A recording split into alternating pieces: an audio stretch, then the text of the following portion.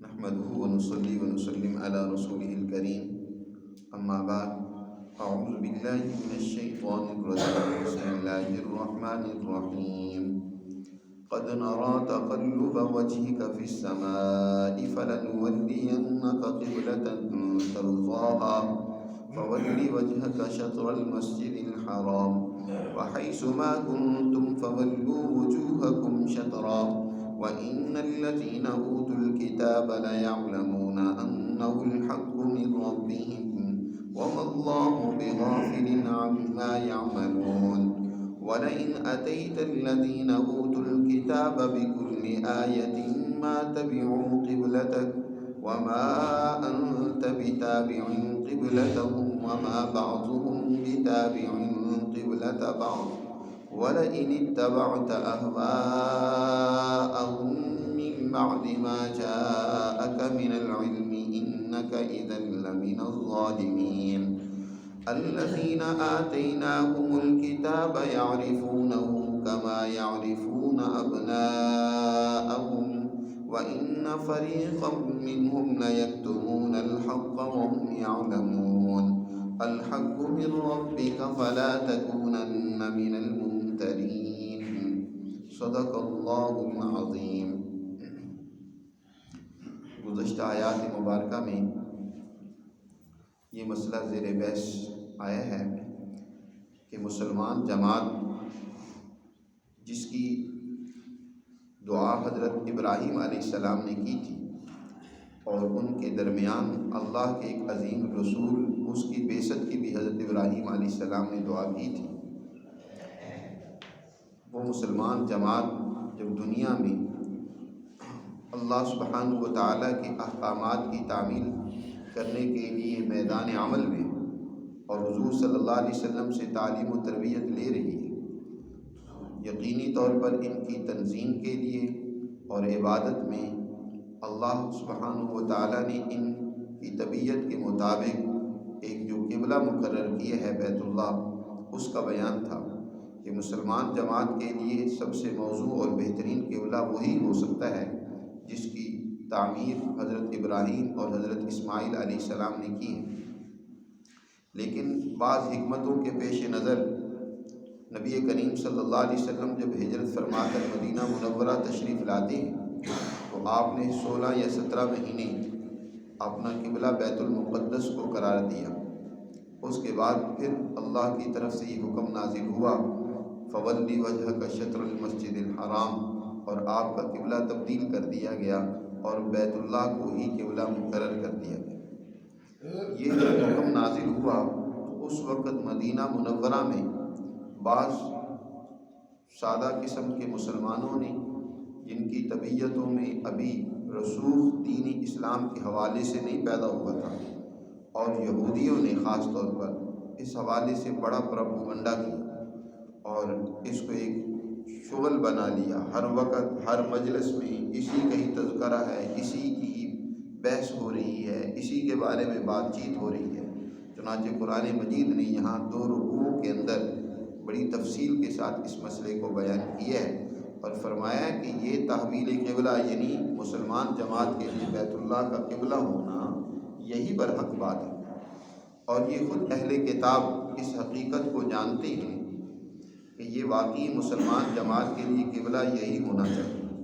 اور یہ اس طرح جانتے ہیں اپنی پہلی کتابوں کے مطالعہ سے اس حقیقت کا انہیں اس طرح علم ہے جس طرح کوئی اپنے بچے کو پہچانتا ہے۔ عربوں میں ایک کہاوت اور محاورہ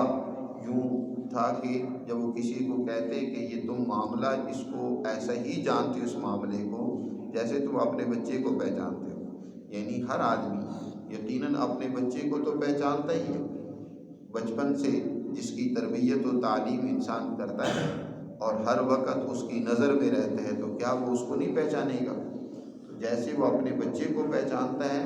اسی طرح یہ مسلمان جماعت کے لیے جو اللہ نے قبلہ مقرر کی ہے یہ بھی حقیقت ہے، اور اس کو یہ ایسے ہی جانتے ہیں، لیکن خواہ مخواہ کی شکوک و شبہات پیدا کرنا ان کا مقصد در حقیقت کا ادراک نہیں ہے، ان کا مقصد در حقیقت انتشار ہے۔ افتراق ہے اور شکوک و شبہات پیدا کرنا ہے۔ اور اگر حقیقت مقصود ہوتی تو یہ بنی اسرائیل جو سب کے سب ایک ہی جماعت سے وابستہ ہے، یعنی حضرت ابراہیم علیہ السلام ہی کا اپنے آپ کو پیروکار بتاتے ہیں،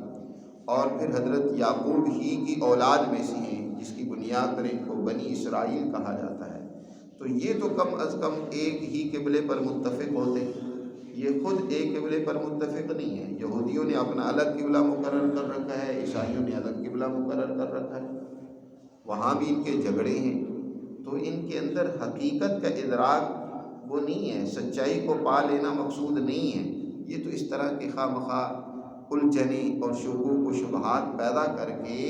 مسلمان جماعت کے اندر اس کے عمل کے حوالے سے اس کے اندر جو ہے سستی اور کاہلی پیدا کرنا ہے۔ یاد رکھیں، جب کسی عمل میں شک پیدا ہو جاتا ہے تو اس کے پیچھے جو طاقت و قوت عمل کے کرنے کی ہوتی ہے، کیونکہ جب ذہنی طور پر آپ مطمئن نہ ہوں، پورا آپ کو رسوخ اور یقین حاصل نہ ہو، تو آپ کے عمل میں وہ پائیداری نہیں ہو سکتی۔ اس لیے شکوک پیدا کر دیے جاتے ہیں تاکہ عمل جو ہے ان کا ڈھل مل ہو جائے، کمزور ہو جائے۔ تو قرآن مجید نے یہاں اس حوالے سے مسلمان جماعت کو بڑی تاکید کی ہے کہ کسی قسم کے شکوک و شبہات میں ان کے پراپوگنڈوں سے متاثر ہو کر پڑھنے کی ضرورت نہیں۔ اس لیے بار بار اللہ تعالیٰ نے اس حقیقت کو ان آیات میں واضح کیا ہے۔ اب ترجمے میں ہم یہ باتیں سمجھتے ہیں۔ اللہ تعالیٰ ارشاد فرماتے ہیں قد نرا تقلب وجهک فی السماء، اور یہ بات بھی ہے کہ آپ صلی اللہ علیہ وسلم اللہ کے احکامات اور قوانین کے انتظار میں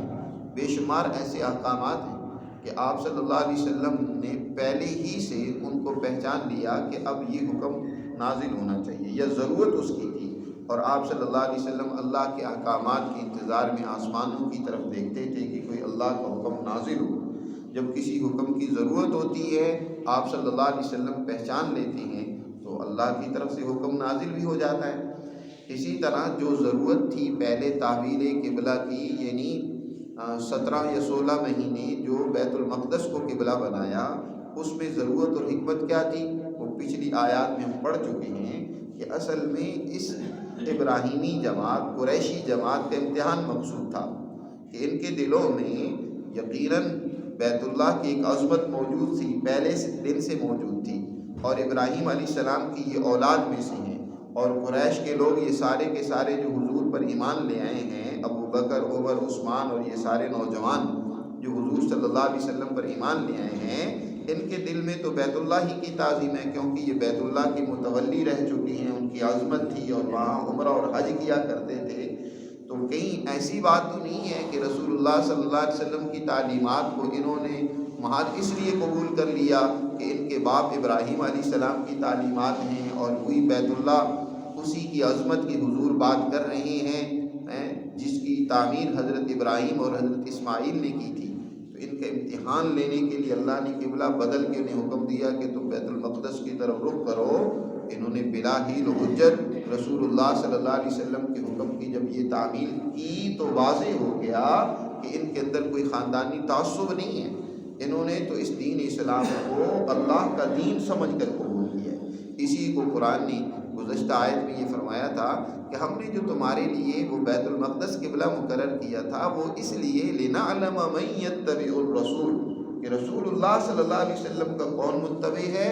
اور کون ایسا ہے جو اپنے خاندانی تعصب میں مبتلا ہے اور لہذا وہ رسول کی اتباع کو چھوڑ دے۔ ممن ینقلب علی عقبیہ، وہ امتحان جب ان سے لیا گیا بات واضح ہو گئی کہ یہ لوگ در حقیقت اللہ اور اس کے رسول صلی اللہ علیہ وسلم کی اتباع کرنے والے ہیں، کسی خاندانی تعصب سے یہ متاثر نہیں ہیں۔ تو آپ صلی اللہ علیہ وسلم نے جب اس حقیقت کو پہچان لیا تھا تو آپ صلی اللہ علیہ وسلم بار بار آسمانوں کی طرف دیکھتے ہیں کہ اب حکم بدل جانا چاہیے، ہمارا جو اصل قبلہ بیت اللہ ہے اسی کا فیصلہ نازل ہو جانا چاہیے۔ تو اللہ تعالیٰ فرماتے ہیں قد نرا تقلب وجهک فی السماء، ہم دیکھ رہے تھے آپ کے چہرے کو بار بار اٹھنا، آسمانوں کی طرف آپ کا چہرہ جو بار بار اٹھ رہا تھا ہم اس کو دیکھ رہے تھے۔ فَلَنُوَلِّيَنَّكَ قِبْلَةً تَرْضَاهَا، یقیناً ہم آپ کا رخ پھیر دیں گے اس قبلے کی طرف جو آپ کو پسند ہے، جو آپ کو بھی اچھا لگے، جو آپ کی جماعت کے لیے بھی آپ ان کو بھی پسند ہے اور ان کو بھی اچھا لگے، ہم ان قریب یقینی طور پر وہ قبلہ آپ کے لیے مقرر کر دیں گے۔ لو اب اللہ کی طرف سے حکم آ ہی گیا ہے، تم اپنا چہرہ مسجد حرام کی طرف پھیر دو، فولی وجہ کا شطر المسجد الحرام۔ اس کے بعد اللہ نے حکم نازل کر دیا کہ اپنے چہرے کو مسجد حرام کی طرف، شطر کی طرف یعنی بیت اللہ کی طرف پھیر دو۔ یہاں شطر المسجد الحرام ذکر کیا ہے، بیت اللہ کا ذکر نہیں کیا۔ بیت اللہ ایک کوٹھڑی ہے، اس کے ارد گرد مسجد ہے۔ تو ایک ہے عین قبلہ، عین کعبہ، یعنی بالکل آپ کعبہ کی سمت کی طرف اس طرح رخ کریں کہ کعبہ آپ کے بالکل سیدھ میں ہو۔ یہ حکم تو اس کے لیے ہوگا جو مسجد حرام کے اندر موجود ہے، اس کے لیے حکم یہی ہوگا کہ کعبہ اس کے بالکل سیدھ میں ہونا چاہیے، سامنے ہونا چاہیے۔ لیکن جو لوگ مسجد حرام کے اندر نہیں ہیں بلکہ مسجد حرام سے دور ہیں، تو ان کے لیے یہ ہے کہ اپنا رخ شطر المسجد الحرام، مسجد حرام کی طرف یعنی اس کعبہ مکرمہ جو اس کے اندر موجود ہے اس کی طرف کرنے کا حکم ہے۔ اب ضروری نہیں کہ یہاں سے ہم جو رخ کریں بیت اللہ کی طرف تو بیت اللہ بالکل ہمارے سیدھ میں ہو، ہمارا جس طرف وہ بیت اللہ ہے اس جہت کی طرف، شطر کہتے ہیں ایک حصے کو، یعنی چاہے ہمارے سامنے اس کا کوئی حصہ بھی آ جائے یا اس جہت کی طرف، خاص طور پر جس طرف وہ ہے۔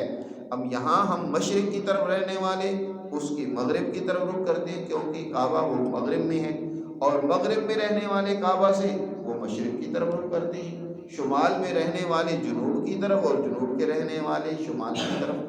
اور پھر اس میں بھی یاد رکھیں، فقہا نے واضح کی ہے کہ آپ کا رخ اس طرف ہونا چاہیے۔ اگر اس میں بھی کچھ 20-25 ڈگری آپ تھوڑا سا اس میں آپ کے جہت میں ذرا سی کچھ تبدیلی بھی آ جاتی ہے تو پھر بھی رخ اگر آپ کا اسی طرف ہے لیکن تھوڑا سا ڈگری میں کچھ کمی بھی آ رہی ہے تب بھی آپ کی نماز ہو جائے گی، کیونکہ آپ نے شطر المسجد الحرام رخ کی ہے۔ یہاں بہت سارے سادہ لوگ وہ بھی بیچارے ان باتوں میں پھنس پڑتے ہیں کہ یہاں قبلہ کی سمت ٹھیک نہیں ہے۔ ہماری مسجد میں بھی بعض دوستوں نے خواہ مخواہ خود بھی شکوک میں مبتلا ہوئے اور بعض دوسروں کو بھی مبتلا کرنے کی کوشش کی تھی۔ ہم نے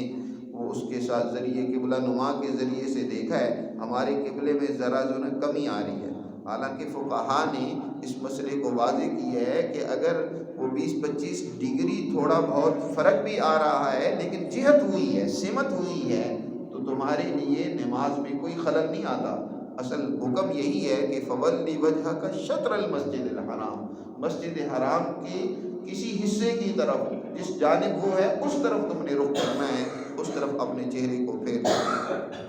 وَحَيْثُ مَا كُنْتُمْ فَوَلُّوا وُجُوهَكُمْ شَطْرًا، اب جہاں بھی تم ہو، جس جہت میں بھی ہو، کہیں بھی ہو، تو فَوَلُّوا وُجُوهَكُمْ شَطْرًا، تو تم اپنے چہروں کو اسی کی سمت میں پھیرو، اسی کی طرف اپنے چہروں کو رکھو۔ وَإِنَّ الَّذِينَ أُوتُوا الْكِتَابَ، اور بے شک یہ اہل کتاب جو ہیں یہود و نصارہ، لَيَعْلَمُونَ أَنَّهُ الْحَقُّ مِن رَّبِّهِمْ، کہ بے شک یہ جو تمہارے لیے بیت اللہ قبلہ مقرر کیا گیا ہے یہی برحق بات ہے ان کے رب کی طرف سے۔ یہ پہلی آسمانی کتابوں میں بھی یہ موجود ہے۔ حضرت ابراہیم علیہ السلام کی تعمیر، ان کی دعا کرنا، اس بیت اللہ کی مرکزیت کا بیان اور اس کو اپنا قبلہ بنا لینا، اس کا بیان پہلی کتابوں میں بھی موجود ہے کہ اس امت مسلمۃ لک جو ہوگی اس کا قبلہ یہی ہوگا۔ جو مسلمان امت جو اللہ کے احکامات کی اطاعت کرے گی وہ اسی کو مرکز بنائے گی، تو اس کا بیان موجود ہے اور یہ اس کو پہچانتے بھی ہیں کہ ان کا نظریہ اور فکر در حقیقت اسی بیت اللہ کی مرکزیت کا ہوگا۔ آج بھی قبلہ لوگوں نے کسی کو قبلہ بنایا ہوتا ہے، کسی نے کسی کو قبلہ بنایا ہوتا ہے، تو ظاہری طور پر قبلہ ہے، ایک یاد رکھو نظریہ اور فکر کے اعتبار سے قبلہ ہے۔ مسلمان جماعت کا نظریہ بھی وہی ہے جو وہاں حضرت ابراہیم علیہ السلام نے مسلمان جماعت کو نظریہ دیا ہے۔ آج کسی نے تو سرمایہ کو نظریہ قبلہ بنا رکھا ہے، اس کا قبلہ سرمایہ ہے، اسی کے ارد گرد ہر وقت سوچتا رہتا ہے، گھومتا رہتا ہے، اس کا سارا نظام اسی کے ارد گرد چکر کاٹتا ہے۔ یاد رکھو جو نظریہ اور فکر ہوتا ہے اسی کے ارد گرد سارے اعمال گھومیں گے، آج ہمارے ملک کا جو نظام ہے بنیادی طور پر وہ سرمایہ دارانہ ہے. اسی سرمایہ دارانہ نظام کے تحفظ کے لیے تمام ادارے آپ کے کام کرتے ہیں، چاہے پارلیمنٹ ہو، چاہے آپ کی عدالت ہو، چاہے آپ کی انتظامیہ ہو. ان کا قبلہ وہی سرمایہ دارانہ نظام ہے. اسی کے لیے سارا کام کریں گے، اسی کو فائدہ پہنچانے کے لیے سرمایہ کردہ کے ان کی زندگی گھومے گی. آپ دیکھ رہے ہیں فیصلے ہوں گے تو وہ بھی سرمایہ کی بنیاد پر. پارلیمنٹ میں بھی فیصلے ہوں، قانون سازی ہوگی تو وہ بھی سرمایہ کی بنیاد پر، غریب کے لیے نہیں، انسان کے لیے نہیں، بلکہ وہاں سرمایہ کو تحفظ دیا جاتا ہے اور سرمایہ کو سامنے رکھ کر سارے معاملات طے پاتے ہیں. اور اسی کے اثرات عوام میں بھی پیدا ہو رہے ہیں کہ عوام کے بھی ہر وقت ذہنوں کے اندر سرمایہ ہے. سرمایہ کی بنیاد پر رشتہ داری ہیں، دولت کی بنیاد پر سارے معاملات ہیں، لین دین ہیں. انسانیت کی اقدار ختم ہو گئی ہے. انسان کی بنیاد پر، رشتوں کی بنیاد پر دوسرے لوگوں کے ساتھ ایک معاملہ ہو، تعلق ہو، وہ ختم ہو کر سرمایہ سب کچھ بن کر رہ گئے. تو کسی نے اس کو کعبہ اور قبلہ بنا لیا. مسلمان جماعت اپنا قبلہ اللہ کی ذات کو بناتی ہے، اللہ کی اس گھر کو بناتی ہے جس پر اللہ کے انوارات و تجلیات نازل ہو رہے ہیں. اس لیے اللہ نے فرمایا کہ یہ بیت اللہ مسلمان جماعت کا قبلہ ہے. یہ حقیقت پر مبنی بات ہے اور اس کو یہ اہل کتاب بھی جانتے ہیں. وَمَا اللَّهُ بِغَافِلٍ عَمَّا يَعْمَلُونَ، اور اللہ غافل اور بے خبر نہیں ہے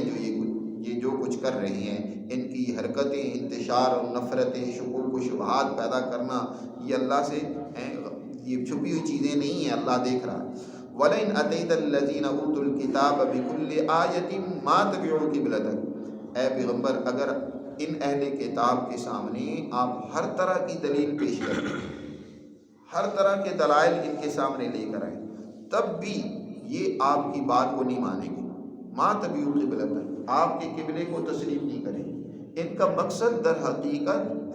حقیقت اور سچائی کو پانا نہیں ہے. ان کا مقصد ہی در حقیقت کیا ہے؟ انتشار پیدا کر رہے ہیں. حقیقت جو پانا چاہتا ہے اس کے لیے دلیل ہوتی ہے. وگرنہ جس نے کہ میں نے نہ مانو والی بات ہو کہ میں نے تو یہ تسلیم کرنا ہی نہیں ہے کہ کعبہ جو ہے وہ سیاہ ہوتا ہے، میں جب مانوں گا نہیں تو میں ہاروں گا کب؟ میں نے تو بس یہی رٹ لگائی رکھنی ہے کہ کعبہ سفید ہی ہوتا ہے. تو ان کا مقصد در حقیقت سچائی کو پانا نہیں ہے. جتنے بھی دلائل ان کو دے دیں، ما تبعوا قبلتک، آپ کے قبلے کی اتباع نہیں کریں گے. دوسری جگہ پر بھی اللہ تعالیٰ نے ارشاد فرمایا آپ ان کو جس طرح بھی سمجھا لیں، جتنے بھی ان کی کتابوں سے دلائل دے دیں، تو یہ آپ کے اوپر ایمان نہیں لائیں گے، آپ کی پیروی نہیں کریں گے، کیونکہ ان کی طبیعتوں میں ہی فساد پیدا ہو گیا. یاد رکھیں جب کوئی مذہبی جماعت بگڑ جاتی ہے، اس میں بگاڑ اور خرابی پیدا ہو جاتی ہے، تو پھر اس کے اندر اخلاقیات کا پیدا ہونا، سچائی کا پیدا ہونا وہ بہت مشکل ہو جاتا ہے. یہی حال اس وقت کی بگڑی ہوئی ان مذہبی یہودی لوگوں کی تھی کہ انہوں نے اپنے اندر اتنا بگاڑ پیدا کر لیا کہ سچائی سامنے ہے لیکن پھر بھی ماننے کے لیے تیار نہیں ہے. وما انت بتابع قبلتهم، لہذا آپ ان کی قبلے کی آپ کو بھی ان کی قبلے کی پیروی اور اتباع کرنے کی ضرورت نہیں ہے. ان کا اپنا حال یہ ہے کہ وما بعضهم بتابع قبلۃ بعض، ان کے بعض کے قبلے کی اتباع نہیں کر رہے، یعنی یہودی عیسائیوں کے مخالف ہیں، عیسائی یہودیوں کے مخالف ہیں. وَلَئِنِ اتَّبَعْتَ أَهْوَاءَهُم مِّن بَعْدِ مَا جَاءَكَ مِنَ الْعِلْمِ، اور اگر فرض محال آپ نے ان کی خواہشات کی پیروی کی بعد اس کے جو آپ کے پاس یقینی علم آ چکا ہے، تو یاد رکھیں اِنَّكَ إِذًا لَّمِنَ الظَّالِمِينَ، بے شک آپ ان میں سے ہوں گے جو ظلم کرنے والے ہیں، جو حد سے تجاوز کرنے والے ہیں. کسی سے متاثر ہو کر، کسی سے ڈر کر، کسی کے پروپیگنڈوں سے پریشان ہو کر کسی کی خواہش کے پیچھے چلنے لگ پڑے، یہ تو حقیقت پسندی نہیں ہے. آپ ان سے متاثر نہ ہوں. حضور صلی اللہ علیہ وسلم اور حضور کی جماعت کو کہا جا رہا ہے وہ چاہے کتنا پروپیگنڈا کریں، جتنا پریشرائز کرنے کی کوشش کریں، آپ کے سامنے جب حقیقت آ گئی ہے تو پھر آپ کو اس سے نہیں ہٹنا. اگر آپ بفرض محال ان کے پیچھے چلنے کی کوشش کریں گے کہ یار چلو ان کو بھی مطمئن کریں، انہوں نے بڑا شور مچایا ہوا ہے، بہت پریشان کر رہے ہیں، تو آپ کا شمار بھی انہی لوگوں میں سے ہوگا جو ظالم ہیں، جو حق سے پھرے ہوئے. اس لیے حضور صلی اللہ علیہ وسلم کو تنبیہ کر کے امت کو بھی سمجھا دیا. جب حقیقت انسان پہچان لے پھر کسی پریشر میں آنے کی ضرورت نہیں ہے، کسی سے پھر متاثر ہونے کی ضرورت نہیں ہے. پھر جان جاتی ہے تو چلی جائے، اس حقیقت کا تابع رہنا چاہیے، اس کو نہیں چھوڑنا چاہیے۔ یہ ہے حق پسند ہونا، یہ ہے سچائی کو قبول کرنا۔ اور اگر دوسروں سے متاثر ہو کر آپ اس سچائی کو چھوڑ دیں تو پھر تو آپ سچائی کے پیروکار نہیں ہیں، آپ لوگوں کو راضی کرنا چاہتے ہیں۔ الذین آتیناہم الکتاب، وہ لوگ جن کو ہم نے الکتاب یعنی تورات دی ہے، یعرفونہ، وہ اس کو پہچانتے ہیں، کما یعرفون ابناہم، جیسے وہ اپنے بیٹوں کو پہچانتے ہیں۔ یہ یعرفونہ کی وہ ضمیر یا تو تحویل قبلہ کی طرف لوٹ رہی ہے کہ یعنی آپ کے لیے جو بیت اللہ کو قبلہ اللہ نے اب مقرر کر دیا ہے، اس کو وہ یوں پہچانتے ہیں جیسے اپنی اولاد کو پہچانتے ہیں کہ اس مسلمان جماعت کا قبلہ یہی ہے، اس کو وہ جانتے ہیں۔ یا ہو ضمیر کا مرجع یعنی یہ لوٹ رہی ہے نبی کریم صلی اللہ علیہ وسلم کی طرف کہ آپ کو اللہ کا رسول ہونا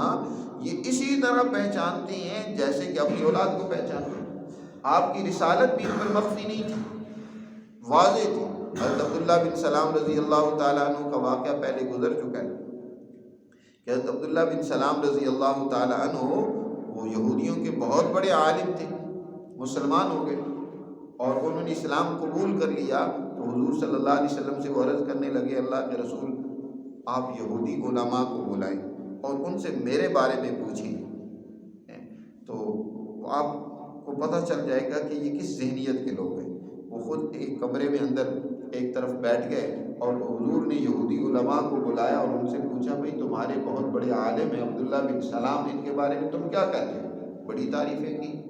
بہت زیادہ مبالغہ کیا بھی ان کی تعریفوں میں، اور تھے بھی وہ قابل تعریف انسان کہ جی وہ تو ایسے ہیں، وہ بڑے ہمارے عالم ہیں، وہ تو جو کچھ کہہ دیں پھر ہم اس کے خلاف نہیں کرتے وغیرہ وغیرہ۔ اور جب انہوں نے خوب تعریفوں کے پل باندھے، حضرت عبداللہ بن سلام اندر سے نکلے اور نکلتی انہوں نے کلمہ شہادت پڑھا، اشہد ان لا الہ الا اللہ و اشہد ان محمد رسول اللہ، حضور کی رسالت کی گواہی اور شہادت دی۔ اب فوراً پھر گئے، کہنے لگے کہ یہ تو تھے ہی ایسے برے انسان، ان کے پاس تو کوئی علم نہیں ہے، یہ تو ایسے ہی کرتے ہیں، فوراً الٹے پاؤں پھر گئے۔ تو اب حضرت عبداللہ بن سلام نے دلائل دیے، سمجھایا کہ دیکھو تمہاری کتاب کے اندر خود نبی پاک صلی اللہ علیہ وسلم کے بارے میں یہ باتیں اللہ نے بیان فرمائی ہیں، یہ وہ ساری باتیں حضور صلی اللہ علیہ وسلم کے اوپر صادق آتی ہیں، یہی وہ اللہ کے آخری نجات دہندہ اور پیغمبر ہیں جن کا تمہیں انتظار تھا، اب تم ایمان لے آؤ۔ لیکن نہیں، قرآن کہتا ہے یہ پہچانتے ہیں لیکن اس کے باوجود وَإِنَّ فَرِيقًا مِّنْهُمْ، انہی میں سے ایک جماعت لَيَكْتُمُونَ الْحَقَّ، اس حق اور سچائی کو چھپاتی ہے، وَهُمْ يَعْلَمُونَ، وہ جانتے بھی ہیں، جانتے بوجھتے اس کو چھپاتے ہیں۔ الْحَقُّ مِنْ رَبِّكَ، تمہارے رب کی طرف سے حقیقت اور سچائی آ چکی ہے، لہذا فَلَا تَكُونَنَّ مِنَ الْمُمْتَرِينَ، تمہیں کسی قسم کے شک میں مبتلا ہونے کی ضرورت نہیں ہے، شکوک و شبہات میں تم بھی پڑھنے لگ پڑو تو ایسی ضرورت نہیں ہے، تمہیں تو پورے یقین کے ساتھ، پورے عزم کے ساتھ اللہ کے اس حکم پر عمل کرنا ہے۔ تو اسی طرح اگلی آیات میں مزید تاکیداً اسی حکم کے اوپر مزید اللہ نے آیات نازل کی ہیں، اس پر پھر انشاءاللہ آئندہ درس میں بات کریں گے۔ اللہ ہمیں سمجھ نصیب فرمائے۔